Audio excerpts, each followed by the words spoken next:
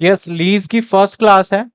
जैसे मैं एमडब्ल्यूएफ में सोच रहा हूँ थोड़ा थोड़ा अकाउंटिंग स्टैंडर्ड कराऊं, और टीसीएस में जो डेप्रिसिएशन चल रहा था वही करेंगे। फटाफट से बता दीजिए, वॉइस क्लियर है क्या आपको? जल्दी जल्दी एक बार बता दीजिए कमेंट में कि हाँ सर वॉइस क्लियर है, तो हम आगे स्टार्ट कर दें। छोटी छोटी क्लासेस लेके आधे घंटे 45 मिनट, ताकि हम छोटे छोटे पोर्शन को खत्म कर पाए। और ये बहुत इंपॉर्टेंट चैप्टर एक तरीके से लीज क्लियर सर। चलिए सर, हमारा ये है अकाउंटिंग स्टैंडर्ड, दैट इज 19 और इस टॉपिक का नाम क्या है सर? इस टॉपिक का नाम है लीज। इस टॉपिक का नाम है लीज। और सबसे पहले लीज का मतलब समझेंगे कि लीज होता क्या है। जनरली जो ऐसे एसेट्स होते हैं, सबसे पहले जैसे मान लो आपने एक बिजनेस स्टार्ट किया। आपने एक बिजनेस स्टार्ट किया और आपको अपने बिजनेस में एक मशीनरी चाहिए।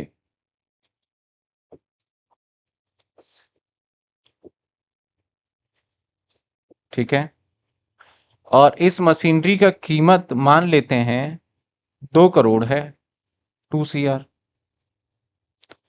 और आप इस बिजनेस के हो ऑनर। आपके पास इतने फंड है नहीं, तो अब आपके पास ऑप्शन क्या बचता है? आपके पास पैसे तो है नहीं, तो आपको ये मशीन खरीदना है। आपके पास दो ऑप्शन बनता है। पहला ऑप्शन, आप लोन ले लो। और सपोज दैट कि बैंकर ने लोन नहीं दिया। लोन जब लेने जाओगे, बैंकर ने कहा भाई हम लोन तो नहीं देंगे। दूसरा एक ऑप्शन बचता है कि बहुत सारी कंपनी ऐसे करती है, जैसे कि मान लेते हैं एक PQR लिमिटेड कंपनी है,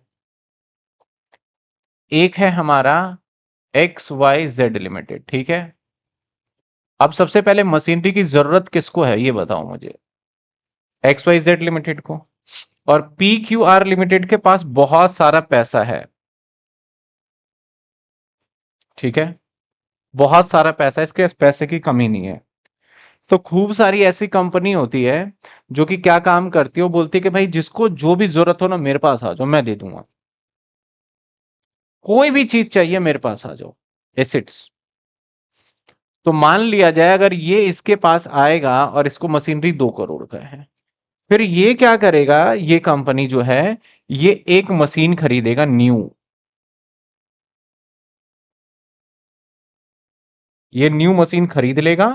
और जो इसने न्यू मशीन खरीदा है, एक न्यू मशीन खरीद लिया मान लेते हैं, और जो इसने ये न्यू मशीन खरीदा है वो मशीन उठा के ये दे देगा किसको? इसको। बदले में ये क्या कहेगा कि भैया मैं इस मशीनरी का एनुअल मंथली रेंट लूंगा, या एनुअल रेंट लूंगा। मैं क्या लूंगा? इसका रेंट। अब ये कंपनी रेंट इसको दे सकता है। मान लेते हैं इस एसेट्स का, अगर मान लेते हैं लाइफ है सपोज दैट 10 साल, तो 1 साल का रेंट कितना हुआ? 20 लाख रुपए। तो ये हर साल इसको 20 लाख रुपए का रेंट देगा। लेकिन अगर ये हर साल 20 लाख का ही रेंट लेगा तो ये तो पागल है PQR लिमिटेड। तो अब ये क्या करेगा, रेंटल वैल्यू 20 लाख ना लेके थोड़ा सा रेंटल वैल्यू बढ़ा लेगा। जैसे मान लो ये कहेगा 21 लाख का देना। क्वेश्चन समझ में आ रहा है मैं क्या बोल रहा हूं? तो अब ये बोलेगा चल यार 20 का तो उसको पड़ा, वो भी तो कमाएगा 21 लाख का। और इस एसेट्स का लाइफ कितना है हमारा? 10 ईयर। इसको 10 साल तक देगा, और साथ के साथ ये एसेट्स भी 10 साल बाद इसे वापस करना पड़ेगा। तो फाइनली ये एसेट्स को, जो इसने एसेट्स लिया है, इस एसेट्स को ये सोल्ड कर देगा लास्ट में एज अ स्क्रैप। तो इसका फायदा क्या हुआ? एक तो इसको जितने पैसे इसने लगाए उसको धीरे धीरे करके इसने वसूल लिए, और उससे ज्यादा वसूले और साथ के साथ स्क्रैप भी। तो इस तरीके की बहुत सारी ऐसी कंपनी है जो एसेट्स को खरीद के किसी को भी किराए पे दे देती है, उसको बोला जाता है लीज कर देना। तो इसने अपना एसेट्स किस पे दे दिया? किराए पे। तो मैं बोलूंगा इसने अपने मशीनरी को लीज पे दे दिया, और यहां बोलूंगा एक्स वाई जेड ने मशीनरी को किस पे खरीद लिया? लीज पर ले लिया। तो बताओ इसके अंदर क्या हेल्प हो गया? इसका एक्स वाई जेड का भी काम बन गया, और पी क्यू आर लिमिटेड के पास तो एक्सेस फंड था, वो तो इन्वेस्टमेंट का अपॉर्चुनिटी ढूंढ रहा था, तो उसको बैंक से ज्यादा ही इंटरेस्ट वगैरह मिल गया होगा टोटल मिला के, तभी वो ऐसा काम करेगा। तो जो ये होगा ना, जो कि दे रहा है एसेट्स, इसको बोलेंगे लेसर, इसको बोलेंगे लेसर, और इसको बोलेंगे लेसी।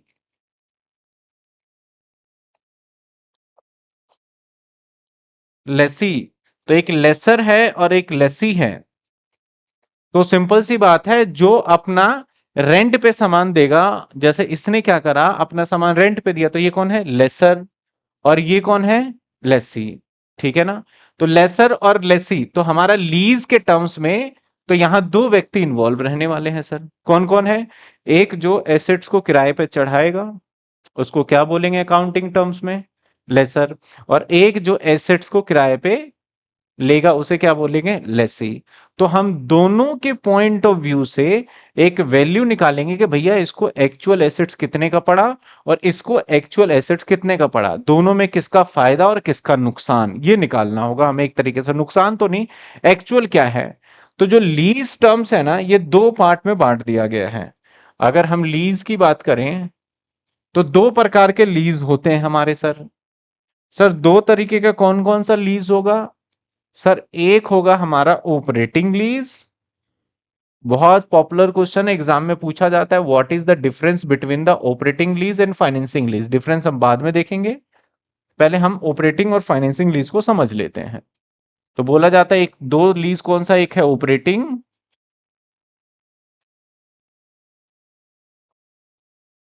और एक कौन सा है हमारा?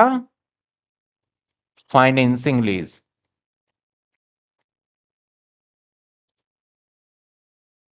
तो दो लीज हो गए हमारे, ऑपरेटिंग लीज और फाइनेंसिंग लीज। सर दोनों में फर्क क्या है? थोड़े थोड़े से व्यू दे देते हैं। इसके अंदर भी लीज को किराए पे लिया जाएगा, यानी किराए पे ये एसेट्स को लेगा, और इसमें भी सर ये एसेट्स को ही क्या लेगा? किराए पे। तो दोनों में फर्क क्या है?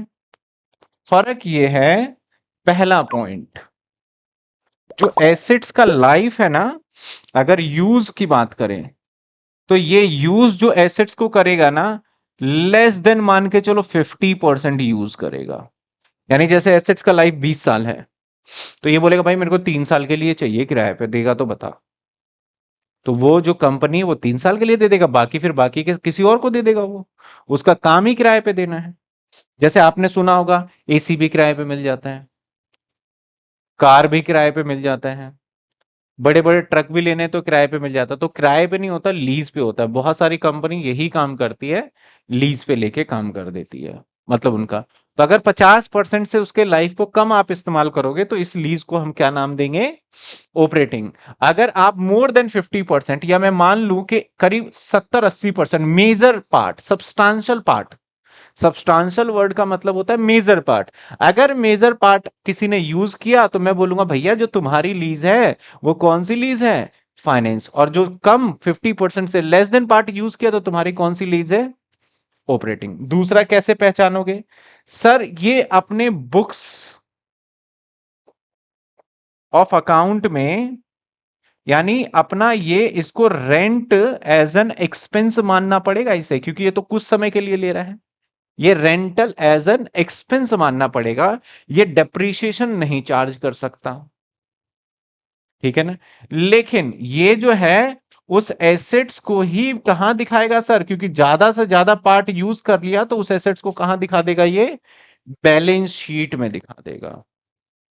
और उसके ऊपर ये डेप्रीशिएशन भी चार्ज करेगा। अगर मैंने बोला कि भाई मैंने क्या करा, एक एसेट्स यानी एक लैपटॉप लीज पे लिया और लीज पे लेने के बाद और उस एसेट्स को मैंने अपने बैलेंस शीट में भी दिखा रखा है, तो बताओ ये कौन सा लीज होगा? Financing lease. अगर मैंने बोला वो एसेट्स लिया और उस एसेट्स को मैं बैलेंस शीट में नहीं दिखा सकता, तो कौन सा लीज होगा? वो ऑपरेटिंग लीज। फाइनेंसिंग लीज के अंदर आप अपने हिसाब से एसेट्स को कस्टमाइज करके बनवा सकते हो। अब कस्टमाइज का मतलब क्या हो गया? आपने बोला भैया मेरे को एक मशीनरी तो चाहिए, साथ के साथ इसके अंदर ये पार्ट भी इंक्लूड करवाना है, यानी अपनी इच्छा अनुसार उसको क्या करवा सकते हो? बनवा सकते हो। कि भैया मुझे जो मशीनरी चाहिए वो मशीनरी जो मार्केट में अवेलेबल है वो तो बड़ी छोटी मशीनरी है, मुझे इसके अंदर डबल मोटर वाली बनवा के दे दो। तो मैं एज अ कंपनी में बात करूंगा और बोलूंगा भैया डबल मोटर वाली एक मशीन बना, हमारे कस्टमर की रिक्वायरमेंट है। तो अगर किसी एसेट्स में मैं मॉडिफिकेशन करवा रहा हूं अपने हिसाब से, तो कौन सी लीज है वो? और अगर मैं मॉडिफिकेशन नहीं करने दे रहा, मैंने बोला भैया जो एसेट्स है यही लेना पड़ेगा, मॉडिफिकेशन वगैरह कुछ नहीं होगा, तो वो कौन सा लीज होगा? Operating lease. अब जब एसेट्स को पूरा यूज कर लेंगे, मान लेते हैं मेरे पहले वाले एग्जांपल के अंदर मैंने बोला था ना 20 साल की लाइफ है, तो जब हम एसेट्स को यूज कर लेंगे तो लेसर जो कि लीज पे दे रहा है, लेसी जो लीज पे ले रहा है, लेसर वो एसेट्स लेसी को ही क्या कहेगा? लेसर वो एसेट्स लेसी को बोलेगा भाई तू तू ही खरीद ले इसको, तेरे को सस्ते में दे दूंगा मैं इस मशीनरी को स्क्रैप में बेचूंगा, मान लो मेरे को 5 लाख रुपए मिल रहा है, 1 लाख रुपए मिल रहा है लास्ट में, 2 करोड़ की मशीनरी का कितना मिल रहा है मेरे को? तेरे को 20,000 में दे रहे हैं, रख ले तू। यानी जो एसेट्स जिस पर्सन को दे रखा है, अगर उसने मेजर ऑफ पार्ट यूज कर लिया, तो जो लेसर है जिसने किराए पे दिया है वो क्या चाहता है कि उस एसेट्स को उसी को दे दिया जाए। किसको दे दिया जाए? लेसी को दे दिया जाए। तो जो हमारा ये वाला लीज होगा कौन सा सर? हमारा लीज जो होगा ये ऑपरेट फाइनेंस लीज, इसमें हमारा एसेट्स वापस खरीदने का हमें अपॉर्चुनिटी मिल जाएगा। यानी और इसके अंदर ऑपरेटिंग लीज में ऐसा कोई भी चक्कर नहीं है कि आप उस एसेट्स को खरीदोगे। यानी जिस दिन मैं लीज पे दूंगा उसी दिन एक वैल्यू तय हो जाएगी हमारे बीच में कि भैया ये एसेट्स तेरे को मैं 20,000 रुपए में दे दूंगा, ले लियो तू। तो इसे बोलते हैं गारंटीड वैल्यू। गारंटीड वैल्यू यानी इसने बोला ठीक है भाई मैं 20 दे दूंगा, अब उस दिन 20 साल के बाद ले या ना ले इसकी मर्जी है, लेकिन अभी फिलहाल उसने फिक्स कर दिया गारंटीड वैल्यू। ठीक है sir. Question 80 plus 90 do I have solve book और have done anything else? Books plus 10 year, यहां तक समझ में आया? तो हमारे ऑपरेटिंग लीज हम अभी अच्छे से इसके डिफरेंस देखेंगे। सबसे पहले अभी हमने क्या देखा, फटाफट से देखो सर। हमने देखा कि लीज क्या होता है। लीज के अंदर होता है कि एक हम एसेट्स को किराए पे ले लेते हैं और जो किराए पे दे रहा होता है वो कौन होता है? लेसर होता है। और जो किराए पे ले रहा होता है वो कौन होता है? लेसी होता है। और जो लेसर होता है वो कोई एक पर्टिकुलर रेंट डिमांड करता है जो कि लेसी को हर साल या जो भी टर्म्स एंड कंडीशन डिसाइड हुआ हो उस किराए को देना पड़ेगा। ठीक है, क्लियर है? अब पूछा जाता है कैसे पहचानो कि ये फाइनेंस लीज है। इसके कुछ ट्रेंड है, एग्जाम में थ्योरी भी पूछ लिए जाते हैं कि आपके क्या लक्षण दिखे कि आप बोलो कि इसके कि ये कौन सा लीज है? Financing lease. जैसे मैंने बोला भैया एसेट्स को गेट बैक कर सकता है, वो ले सकता है, एसेट्स में मॉडिफिकेशन कर सकता है। तो आपके ये 10 नंबर में सवाल आएगा कि क्या क्या इसके ट्रेंड हैं, तो आप ऐसे तो लिख नहीं पाओगे, तो आपको पूरा ट्रेंड या इंडिकेटर कह लो वो बताना पड़ेगा। तो कुछ इसके इंडिकेटर है जो फिक्स लिखे हुए, यही आपको लिख के आने हैं। हर किताब में मैक्सिमम में आपको यही इंडिकेटर मिलने वाला है आपको। तो इंडिकेट ऑफ फाइनेंस लीज मतलब sir, indicate of finance lease मतलब हम कैसे समझें कि ये फाइनेंस लीज है, यानी क्या लक्षण है कि फाइनेंस लीज, क्या सिम्टम्स दिखे रेंटल वैल्यू में। ऐसे तो रेंट पे मैंने बहुत चीजें ले ली, तो ऐसा क्या हो कि बोले भैया ये वाला फाइनेंस लीज है। ठीक है ना? तो पहला पॉइंट बोलता है क्या क्या सिचुएशन है। कहता है आपका situation which would be normally lead to lease being classify the finance lease, ये सिचुएशन है। The lease transfer ownership of assets lessee, यानी जो हमारा कहता है हम एसेट्स का ऑनरशिप लेसी को ट्रांसफर कर देंगे कब? Eight the end of Lesi terms, जैसे कि मैंने बोला भैया 20 साल बाद मैं ये एसेट्स तेरे को ही बेच दूंगा। पहला लक्षण तो ये हो गया। दूसरा पॉइंट क्या कहता है, the lessee has option to purchase, और लेसी के पास सबसे पहले ऑप्शन आएगा purchase assets at price which expected to sufficiently lower than fair market value. मतलब जब हम बोलेंगे भाई ये एसेट्स तू ही रख ले, तो मार्केट वैल्यू पे नहीं देंगे, जैसे कि मैंने बोला था 1 लाख, तो एक में नहीं देंगे उसको, कितने में दे रहे हैं, तो फेयर वैल्यू का मतलब होता है सर जितना रेट मार्केट में उससे हम लोअर पे देंगे। At the date option become exercisable that the inception of the lease is the reasonably certain that option will be exercised. और हम ऐसा नहीं बोलेंगे भाई अब खत्म हो गया तो आज ले ले, उसको समय भी दे देंगे, चल 3-4 महीने सोच ले, तू लेना है तो बता दियो, नहीं तो मैं किसी और को बेच दूंगा। अब लेसी या तो खुद ले लेगा, या लेसी के बिहाफ पे लेसी बोलेगा भाई मैं नहीं लूंगा, मेरा एक भाई है उसे दे दे तू, मैं मेरा ही है, तो डायरेक्ट उसी को दे दे, ऐसा भी पॉसिबल हो सकता है। तो पहला पॉइंट क्या है, ऑनरशिप मिल जाएगा। दूसरा पॉइंट, आपको जो मिलेगा वो एसेट्स वो मार्केट वैल्यू से कम पे मिलेगा। जैसे एग्जांपल में देखो, mister A has taken a car on lease 5 year X from X Y Z, तो एक्स वाई जेड से उसने एक कार लिया 5 साल के लिए। Lease term has a option purchase this car 20,000, उसको 20,000 में, where the assume the car market value at the end of the 5 year कितने का बचता है उसका, 2 लाख, लेकिन हमने उसको कितने में ऑप्शन दे दिया, 20,000। Considering that the option by at the bargaining price it's the reasonably certain that the mister A would excise option. अब मिस्टर ए को ऐसे नहीं बोला कि भाई मैंने तेरे को 20 का बोला था तूने क्यों नहीं ले, तेरे ऊपर ऑप्शन है कि तू लेना चाहता है ले, नहीं लेना चाहता तो मत ले। यहां तक समझ में आ रही है बात आपको? ठीक है, आगे देखते हैं सर क्या कहता है। 2 पॉइंट हो गए। पहला पॉइंट क्या था कि हम ओनरशिप बाद में दे देंगे। दूसरा पॉइंट, जब ओनरशिप देंगे तो हम तुमसे पैसे जरूर लेंगे, जिसको हम क्या नाम देते थे, गारंटी रेजिडुअल वैल्यू यानी गारंटीड वैल्यू, और वो जो होगा वो मार्केट प्राइस से कम पर होगा। ठीक है ना। कहता है the lease term for the major part of economic life assets even title is not transfer. हमारे एसेट्स का ज्यादा से ज्यादा लाइफ आप ही इस्तेमाल करोगे लेसी। जैसे मेरे एसेट्स का लाइफ 20 साल है, 20 में से आपने 18 साल के लिए किराए पे ले लिया, तो अगर आपने ऐसा करा है, यानी 50% अबव वाली जो बात बोली थी कि ज्यादा से ज्यादा उसके लाइफ का पार्ट आपने इस्तेमाल कर लिया, तो मैं बोलूंगा ये कौन सा लीज है, फाइनेंस लीज। तो क्या कहता है, the lease term is the major part of economic life the assets even title is not transfer. मैंने आपको ये बेचा नहीं है, लेकिन फिर भी आपने इसका मेजर पार्ट यूज कर लिया। एग्जाम्पल देखो, X Y Z taken a property on lease, कितने साल पे, 32 साल का, किससे लिया सर, एबीसी में, एबीसी से। एक्सपेक्टेड इकोनॉमिक लाइफ 40 साल, इसकी लाइफ कितनी थी, 40, और आपने इसको किराए पे कितने साल के लिए ले लिया, 32 साल। Since X Y Z going to use assets over the major part, अब यहां पे ज्यादा पार्ट यूज कर रहा है, जो कि कितना है, 80%। एक तरीके से मान लो 40 का 32, तो 80% यूज ही कर लिया उसने life. It will be meet condition to become treated as a finance lease. अगर ऐसा कोई सिम्टम्स दिखता है तो फाइनेंस लीज। मान लो 40 साल में उसने 2 साल इस्तेमाल किया, तो क्या ये फाइनेंस लीज होगा, नहीं होगा ये फाइनेंस लीज। समझ में आई बात।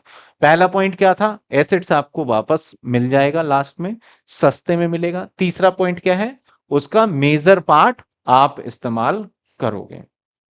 चौथा पॉइंट क्या कहता है, कैसे पता चलेगा, at the inception of the lease, lease का value, present value minimum lease payment amount to be at least substantially all fair value lease assets।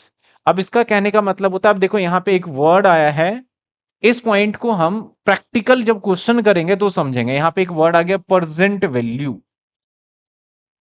तो सर प्रेजेंट वैल्यू क्या होता है, जब हम प्रैक्टिकल करेंगे ना इसका, तब समझेंगे ये प्रेजेंट वैल्यू है क्या। ठीक है ना, क्वेश्चन करेंगे और उसको हम डिटेल में भी समझेंगे। कहता है मिनिमम लीज पेमेंट, एक वर्ड ये भी समझना है सर, ये क्या है, what is this, minimum lease payment क्या होता है। एक तो हमें प्रेजेंट वैल्यू समझना है, और एक मिनिमम लीज पेमेंट समझना है। कहता है कि एटलीस्ट सब्सटेंशियल मतलब होता है मेजर पार्ट, तो लीज एसेट्स एंड, बस यहां तक है। तो इस वाले पॉइंट को मैं पढ़ूंगा जिसके अंदर 2 पॉइंट पहले समझना बहुत जरूरी है, प्रेजेंट वैल्यू और minimum lease payment. Present value क्या होता है, मैं ऐसे ही छोटा सा एग्जांपल देता हूं, बाकी प्रैक्टिकल करूंगा फिर समझ में आएगा।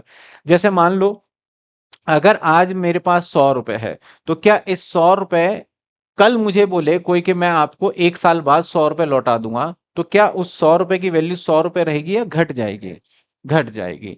तो अगर मुझे आज किराया मैं दे रहा हूं 100 रुपए, तो ठीक है 100 रुपए, 1 साल बाद 100 रुपए दे रहा हूं तो 100 नहीं मिल रहा, मान लेते हैं आपको 90 के बराबर का उसका बेनिफिट मिल रहा है। 2 साल बाद देंगे तो 80 का बेनिफिट मिल रहा है। तो जो रेंटल मिलेगा मुझे, आप ऐसे तो देख रहे हो कि 2 लाख रुपए आपको मिल जाएंगे 10 साल तक, 2 करोड़, तो भैया 2 करोड़ नहीं होगा वो, उसका प्रेजेंट वैल्यू कुछ और निकलेगा। तो प्रेजेंट वैल्यू निकालने का तरीका होता है, इसके कुछ हमें कैलकुलेशन करना होता है, वो सीखेंगे।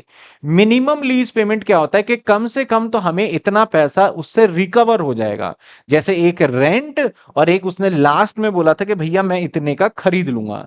जैसे 2-2 लाख रुपए रेंट था, अगर 21 मैं बोलूं, जैसे मान लो एक व्यक्ति बोलता है कि भैया मैं ऐसा करूंगा, तो मैं 2 लाख रुपए का रेंट दे दूंगा 10 साल तक, तो कितने हो गए सर?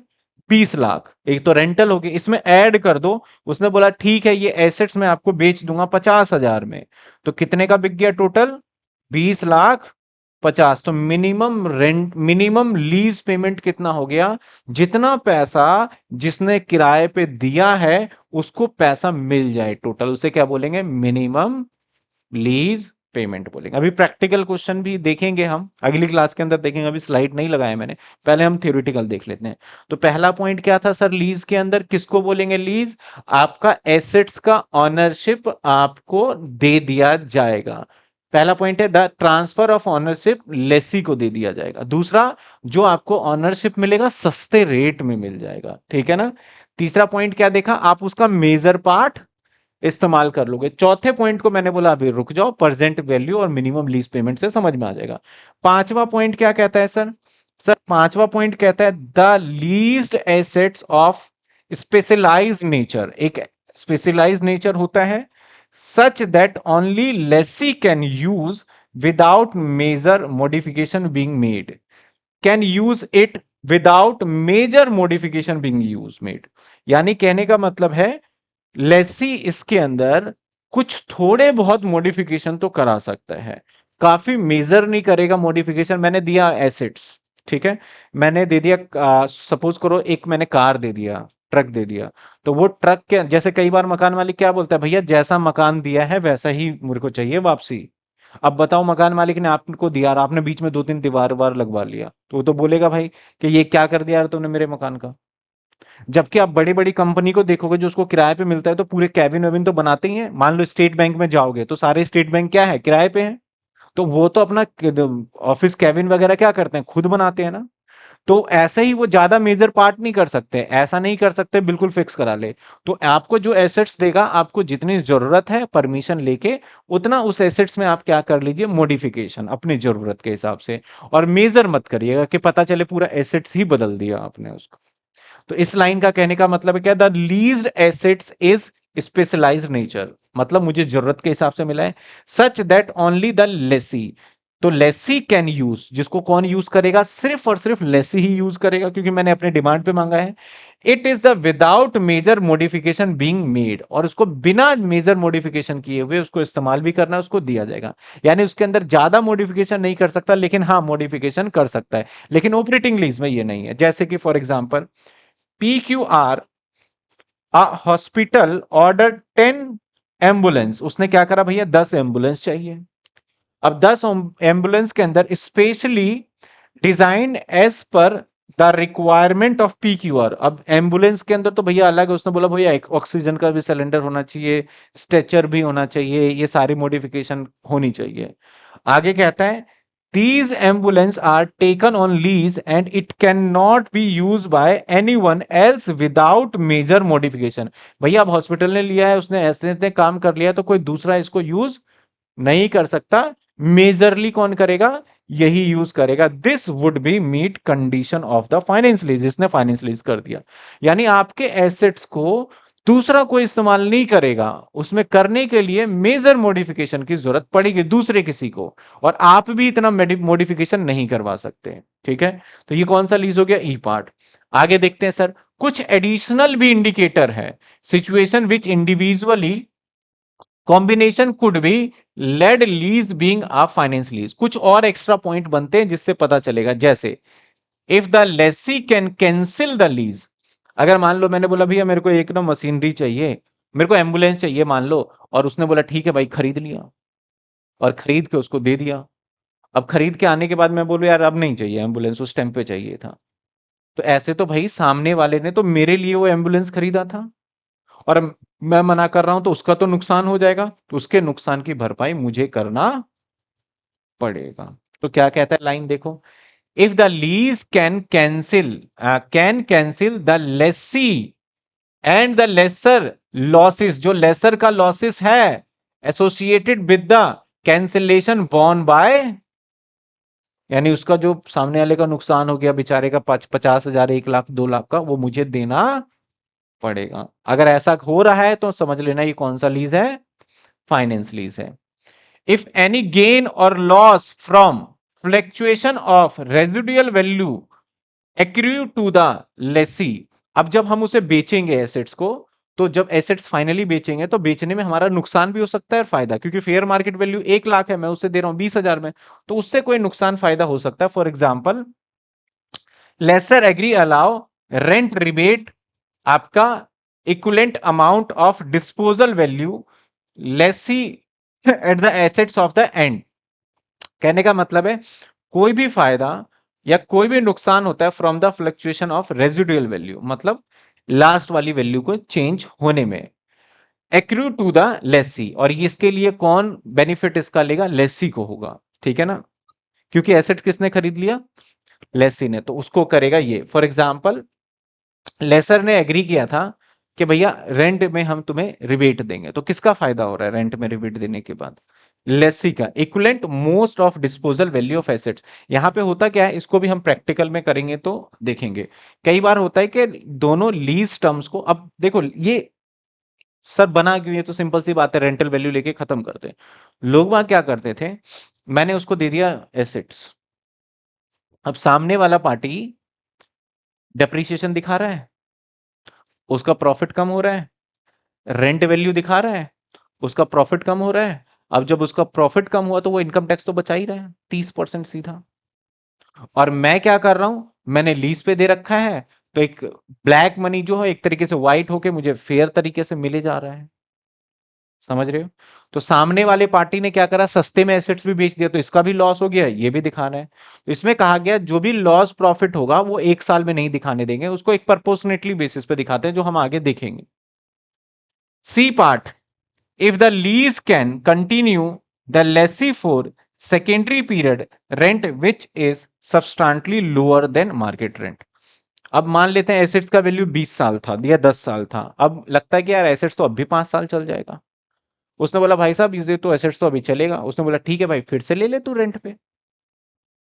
मैंने एक उसे एसेट्स दिया रेंट पे, ठीक है, और ये एसेट्स मैंने 10 साल के लिए दिया, किसको दिया सर, एक्स वाई जेड को, या पी क्यू आर को दे दिया।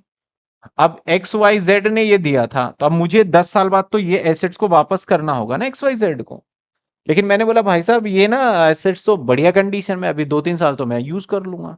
एक्स वाई जेड बोलता है कर ले भाई यूज। अब एक्स वाई जेड जो है ना, इससे रेंट जितना पहले ले रहा था उतना नहीं लेगा, कम लेगा। तो वही कहता है if the Lesi can continue the lease for secondary period, अब सेकेंडरी पीरियड में हो गया ना 10 साल खत्म होने के बाद, at the rent which is substantially lower, substantially मतलब majorly lower than the market rent से उसे कम पे। पहली बार में तो भैया मार्केट रेंट ही लगेगा, दूसरी बार में आपको लोअर। तो अगर ऐसे कोई सिचुएशन दिखता है तो उसे क्या बोलेंगे हम, फाइनेंस लीज। तो फिर से देखिए फाइनेंस लीज में क्या पॉइंट देख लिया, इंपॉर्टेंट है इसलिए मैं बार बार बता रहा हूं।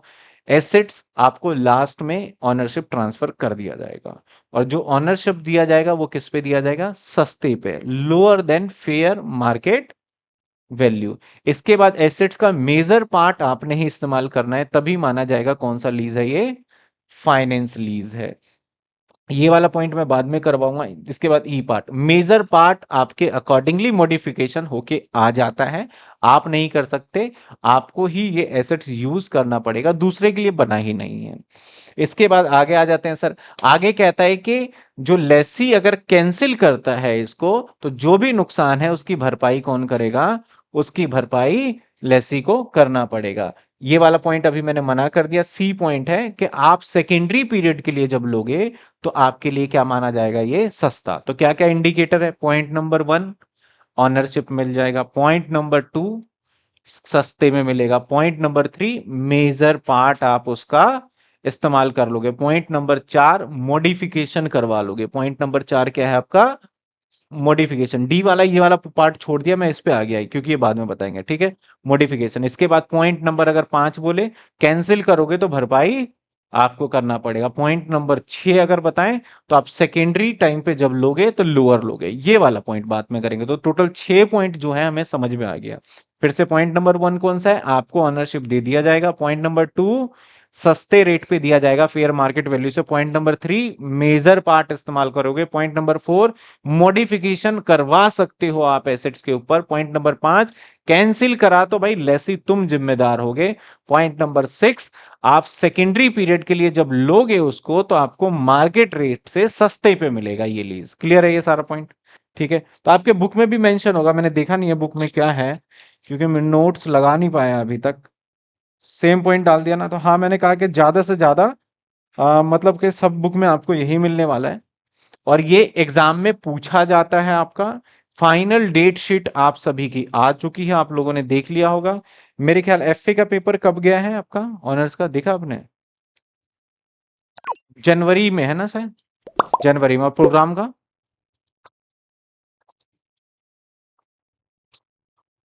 आपका तो मेरे ख्याल जो पेपर है वो वीकली है, हर हफ्ते में एक पेपर, संडे संडे है शायद। और आपका प्रोग्राम वालों का पेपर रेगुलर कॉलेज वालों के साथ होगा। तो इनका पेपर जल्दी खत्म हो जाएगा। इनका मेरे ख्याल एफए का कब है, मैंने अभी देखा तो था लेकिन एक्चुअल याद नहीं है। सर ये भी नहीं कृष्ण, ये डेप्रीसिएशन का पार्ट नहीं है, ये अलग चैप्टर जो मैं एमडब्ल्यूएफ में चलाऊंगा 6 से 7 ना, वो छोटे छोटे अलग अलग चैप्टर चलाऊंगा। और टीटीएस में डेप्रीसिएशन चलने देंगे हम अभी, ठीक है ना। मेरा कंसर्न ये है कि ज्यादा से ज्यादा हम नवंबर पहले ही हम कंप्लीट करें मेजर पार्ट। तो आज सिर्फ हमने थ्योरी देखा। अगली क्लास में लीज का क्या देखेंगे? प्रैक्टिकल। तो आपने क्या करना है, लीज वाले इस थ्योरी को पढ़ के और लिख के भी देख लेना आप, आपके किताब में as it is same word given होगा ये, ठीक है। क्लियर है?